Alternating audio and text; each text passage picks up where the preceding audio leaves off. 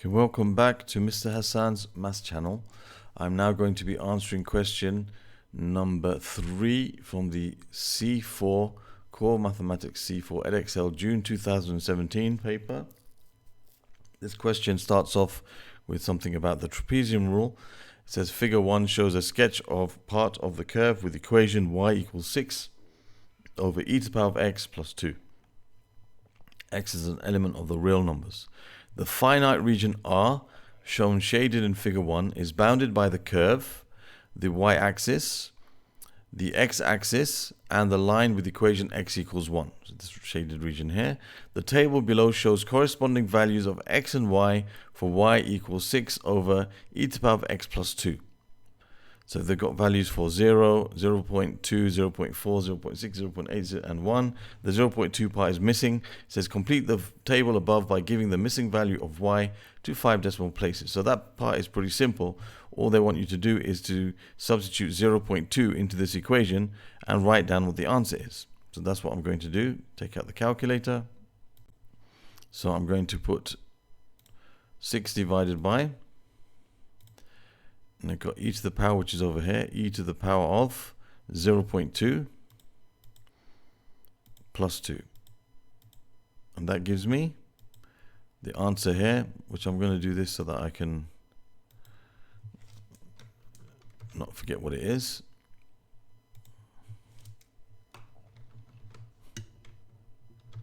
There. So I've just pasted it there so I can see. So we want it to 5 decimal places. So that's 1, 2, 3, 4, 5. Okay, so these 5 places. So it's 1.8, 6, 2, 5. The number after the last number is 2, so that can stay the same. That's 5 decimal places. That's a simple answer to part A. Now for part B, it says use the trapezium rule with all the values of y in the completed table to find an estimate for the area of R, giving your answer to 4 decimal places. So basically what we want to do here, what they're telling us to do is to effectively use the trapezium rule, which effectively what it does, it splits up this area into a series of trapeziums. And each one of these widths of these trapeziums is 0.2. Okay, so basically you got here, that's like 0.2 wide. Okay, and this is 0.2 wide, and this is 0.2 wide, and this is 0.2 wide. So the widths here are 0.2 as they are in the table, you can see here, right? So those are the widths here. Now the heights of these, I mean, that's like, you know, the distance between the parallel sides, you could say. The y values tell you these lengths here, which are called the ordinates. So for example, the first one, when x is 0, y is 2. When x is 0.2, what we just found, 1.86254, that's the value of this one, and that's the third one, that's the fourth one, and so on. So to find the area of a trapezium, just in general, is the distance between the parallel sides divided by 2 times the sum of the parallel sides. That's like the formula for the area of a trapezium. The distance between the parallel sides would be these distances here, and the length of the parallel sides would be these ordinates. So we got basically here 5 different trapeziums, 6 ordinates and 5 trapeziums. Okay, 2 lines make up 1 trapezium. That's why there's 5 trapeziums with 6 ordinates. And we need to find the area of each of them and add them together. So the formula for the trapezium rule is basically, it's just what I've just shown you now. It's basically the distance between the parallel sides divided by 2 times the sum of the parallel sides. And what they have here, you have basically the first ordinate and the last ordinate, and then you have 2 times all the ordinates in between until the one before the last. That's a general kind of formula for using the trapezium rule. And the reason why the first and the last are used once, because in the first trapezium, you have this line, which is used once, and you have this line, which is used. Okay, so to find the area of this trapezium, you have the distance between this parallel side, which is 0.2, divided by 2, times the sum of the parallel sides. So this side plus that side. For the second trapezium, you're going to use this side and that side. So you're using this side twice. Third trapezium, you're going to use this side and that side. Again, you're using this side twice. For the fourth, this side and that side. Again, you're using this side twice, and for the last one you're going to have this one and that one. So the ones at the beginning and the end ordinates are only used once, and everything else is used in both trapeziums on either side of it. So that's why you have this formula that looks like this. I just want to go through a little background for it instead of just memorizing what it is. This is actually in the formula book, but it's good to understand why you have it as it is. Now h, remember, is the distance between the parallel sides, which is always basically these gaps here, 0.0 to 0.2. That's 0.2 divided by 2 times the first ordinate, which is 2, plus the last ordinate, which is 1.27165, plus 2 times all of those that come in between. So 2 times 1.86254 plus 1.71830 plus 1.56981 plus the final one. I went out of space a bit here. Let me just do something to make it, give myself some more space. I know you can't do that in the exam, but I don't want to go over this part where you see you can't write. Well, for me, it wouldn't really matter here. Anyway, so you have 1.56981 plus 1.41994. Remember, I've used the other ones, this one and that one, already in the beginning. Okay, so that is now, we set it up. I'm going to actually use this table here because the numbers are clearer, just in case I make a silly mistake. So I'm going to take these values as they are. So I'm going to have 0.2 divided by 2. 0.2. I'll use my mouse because this pen sometimes makes a double click. 0.2 divided by 2, which you know is 0.1, times, and you're going to have the first, which is 2, plus the last, which is 1.27165. They're going to have plus 2 times. Then I have 1.71830. 1.71830 plus, then I'm going to have these two, 1.56, 1.56981. I forgot the first one. I'll just put it here. You have got to be careful. I forgot this one here. All right, I've used this one I didn't use. That's why you got to be really careful. 1.86254 plus, then I put that one in. Okay, now I've got what left? I've got this last one here because that one already used. So I've got plus 1.41994. Okay, so I close the bracket and then I close the other big bracket, and I've got everything I need. So I've got these are the ones in between, 1, 2, 3, and 4 in between, and then I got 1 and 2 on the either side, and I got 0.2 over 2. Good, so that should give me my answer, which is 1.641283.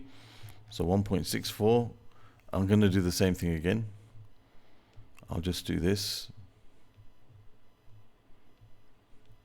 Okay, so now I've got it there so I can see exactly what to write down.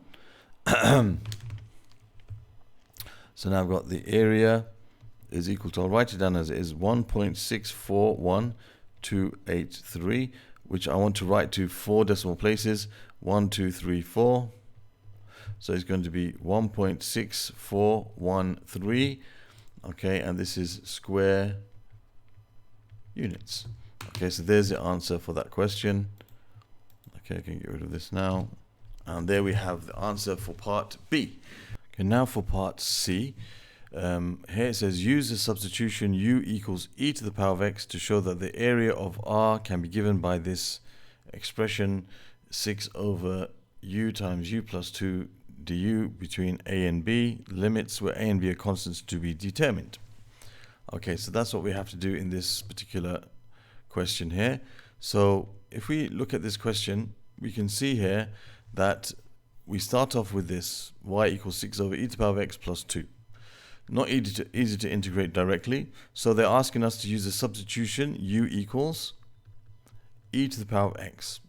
Okay, now when we're using substitution, integration by substitution, what we have to do is basically keep in mind our objective, which is to find the integral of y, the expression that we get with respect to x, between the limits of the x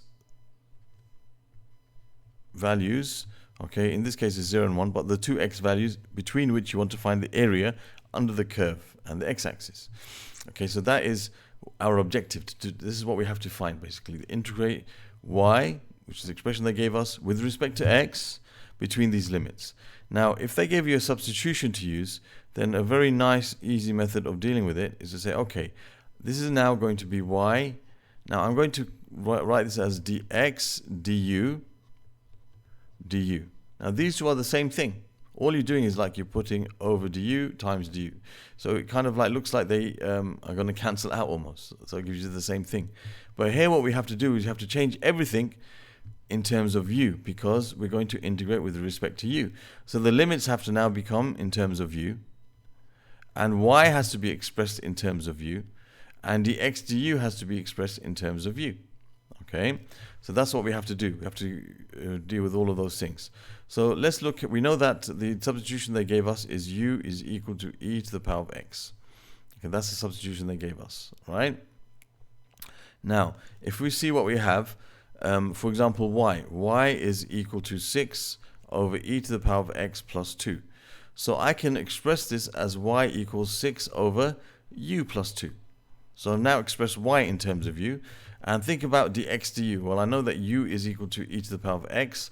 I can find very easily du dx.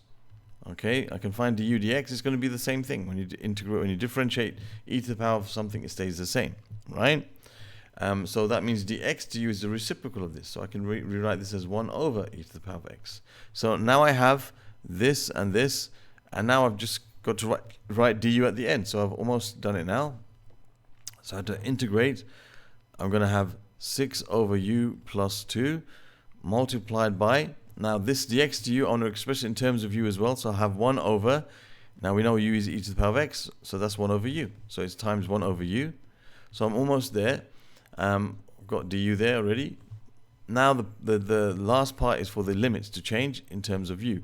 So I know the limits are for x equals 0 and x equals 1. Those are the limits I've got for x. So I know u equals e to the power of x. So when x is 0, u is e to the power of 0, which is 1. And when x is 1, u is equal to e to the power of 1, which is e. So this is going to be e, and this is going to be 1. So basically we've done it now, because when I just simplify this a little bit, I have 6 in the numerator, and I have u times u plus 2 in the denominator. Integrate with respect to u between the limits of 1 and e. And that's what we had to show. That's what we had to show. Okay, something like this. It's the only thing that they didn't have here was the values of those constants. So we can say a is equal to 1, a is equal to 1, and b is equal to e. So we've basically got it ready to be integrated, which is what the next part is. So we had to show that this is what we get when we use the substitution u equals e to the power of x. So that's part C done. Now part D is asking us to actually integrate this and find the value of those. So we remember that the a was 1 and the b was e. Okay, so I want to integrate this. Now to integrate this, I see I have a product of linear factors in the denominator. So I want to express this in partial fractions. I can't integrate this as it is. Okay, I can't have 6 over u squared plus 2u, for example. The numerator has to be the differential of what's in the denominator, and it's not like that, right? So what I have to do is split it into 2 separate fractions, thereby being able to integrate it. So I'm going to use partial fractions. I have a proper fraction. The numerator is of an order less than that of the denominator. And I have 2 linear factors, which causes me to have 2 constants in the numerator. So I have a over u plus b over u plus 2. Okay, so I want to find the values of a and b, and then I would have split this into separate fractions. In order to do that, I need to multiply throughout by the LCM of the denominators, which is u times u plus 2, which will cause the left side to become 6, and the right side, this term multiplied by that gives you the u's cancelling out, so you have a times u plus 2, and this term multiplied by that term, the u plus 2's cancel out, leaving you with b times u. Okay, so that's now ready for us to find the value of a and b very easily. If I substitute u equals 0 into this expression here, into this identity, you'll have 6 equals 2a. b, this term will become 0. That's why I did it, right? That gets rid of the b. That means a is equal to 3. And if I substitute u equals minus 2 in here, okay, that will very easily, that bracket will disappear. We're left with 6 is equal to minus 2b. Therefore, b is equal to negative 3. So b is equal to negative 3. So I have b equals negative 3. So now I can say this is going to be a, which is 3 over u, and plus b, which is minus 3 over u plus 2. So I can now rewrite my integration, my integral. I can say I now want to integrate between the limits of 1 and e. And I'm going to have 3 over u minus 3 over u plus 2 integrated with respect to u. And I can even make it even simpler, take that 3 outside. I like to make everything inside as simple as possible, just makes life easier later on. So you have 1 over u minus 1 over u plus 2 integrate with respect to u. Now, what I'm going to do is I'm going to integrate. Now we're ready to integrate. Now this is the type of integral which will come out as ln. So I have 3 times. I'll put my square bracket now. So I'm going to have ln of the modulus of u. Now, I'll just write modulus of u for now. Okay, minus the ln of the modulus of u plus 2. Now I don't have anything inside here which differentiates to give you anything apart from 1, so I don't have to divide by anything here. If this is 1 over u plus 2, that's fine. I don't have to divide by anything. For example, if this was say 2u here or 3u, I'd have to divide by 3 in the end. But no. So now I have my limits of e and 1.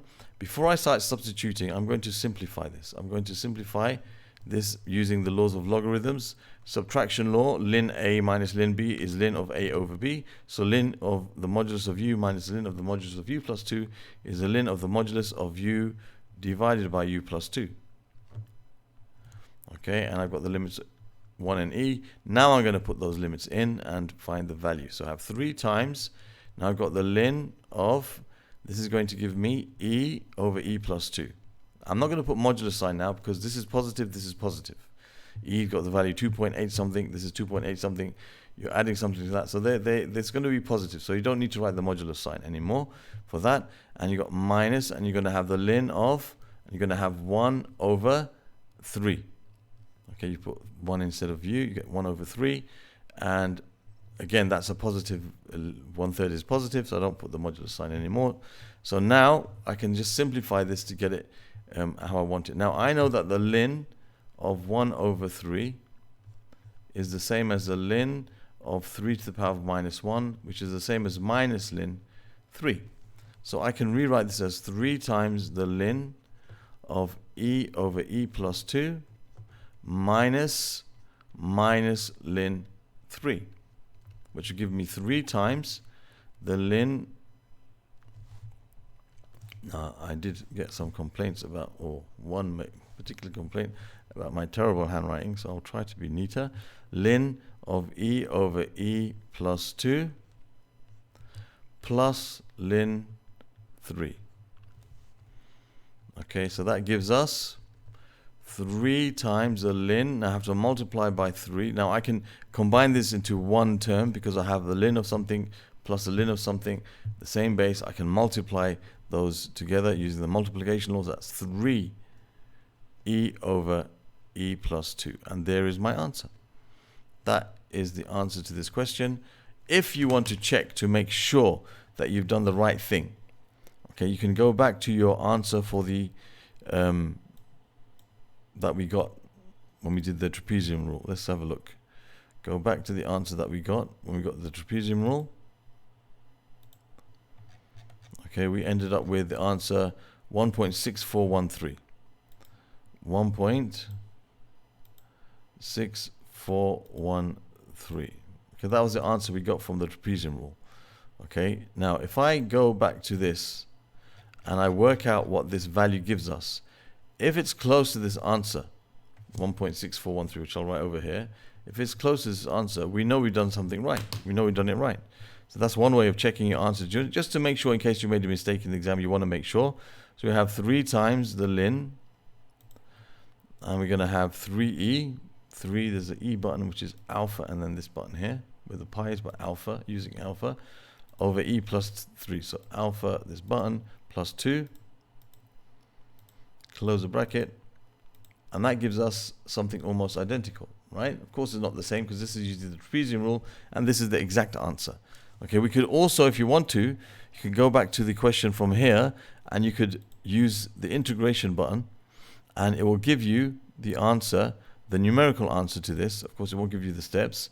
So you have 6 over, now you have to use x here, not u, because x is the variable they give you. So you're going to put x plus 2. Okay, and then you can put the limits in of 1 and e. Not shift. 1 and e. Whoops, wrong place. Okay, and I'll press equals here. It gives me exactly the same answer that we had when we put this in our calculator. All right. Of course, the calculator button does not give you the exact answer in terms of e. It gives you the decimal answer. So of course, when we're using the calculator button and writing this answer down will give you 0 marks. I'm only doing this as a way to help you to understand how to check your answer in case you want to just make sure that you've done the right thing. In case you made a silly mistake, it's very easy to make silly mistakes in such a question. Very easy, when you substitute things in, get minus signs mixed up, whatever. Very, very easy. So that's why it's important sometimes to just put this in your calculator, check to see, did you get the same answer? Okay, so you've got this answer, and we had previously, when we put this in it, we got exactly the same answer, you see? All right, so you can see that they're the same, exactly the same. All right, so we know we've done it right now, for sure. Okay, so that's just a way of checking, not a way of answering the question. All right, so it's very important that you realize that. As it says, solutions based entirely on graphical or numerical methods are not acceptable. Okay. Now, here what we can do is basically that's done with this question, which is question number 3 from C4, June 2017, Edexcel. Other questions from this paper can be found on this playlist that should appear in this area. Other questions from the topic of integration by substitution over here. Okay, and you can link to my channel or subscribe to my channel from clicking on this link over here. On the top of the page, there will be a link taking you to the new P4 past papers, which C4 used to be a part of before, or used to be called C4 before. And you can have a link to one of those papers that I've answered. Thank you for watching, and see you soon.